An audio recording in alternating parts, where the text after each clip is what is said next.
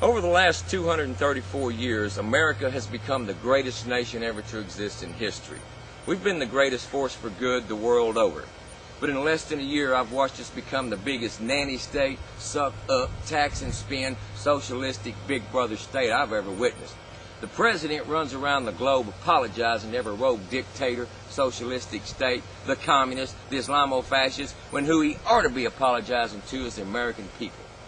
Our elected officials take an oath to preserve, protect, and defend the Constitution of the United States of America, yet they treat it as a list of suggestions instead of the supreme law of the land. Our founding fathers gave us a government of the people, by the people, and for the people. They never intended the power of government to be in the hands of the few, but in the hands of the many, the people. Now, recently, I helped organize and was a speaker at a local Tax Day Tea Party. I was encouraged by the fact that there were thousands in my area, millions across the country, who felt just like I did.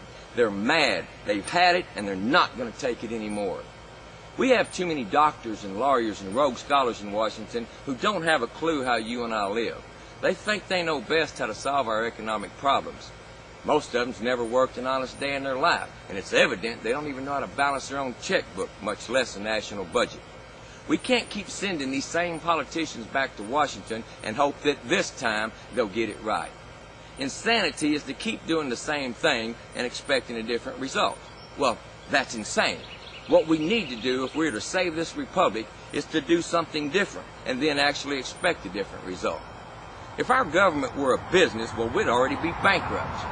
But wait a minute. Aren't we already $56 trillion in debt? We're adding $1 trillion a year on top of that with no plan to ever pay it back or how we're going to get out of this financial hole. I learned a long time ago, if you're standing in a hole, quit digging. Folks, listen to me. It's time for some straight talk. We can't keep sending these same self-serving career politicians to Washington to represent us. What we need to do is to send a representative of the people, elected by the people, who will stand for the people. Now, I've always been a strong voice in the conservative movement, but I can no longer be just a voice.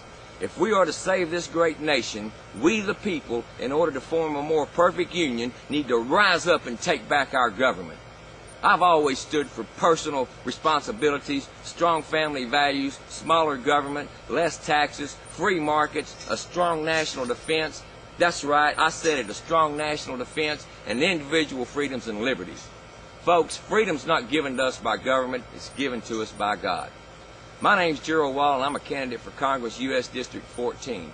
I've worked in the private sector over 30 years. I understand the concerns of the working men and women better than any other candidate. I'll go to Washington to represent the people. I'll send the power of government back to the people where it belongs.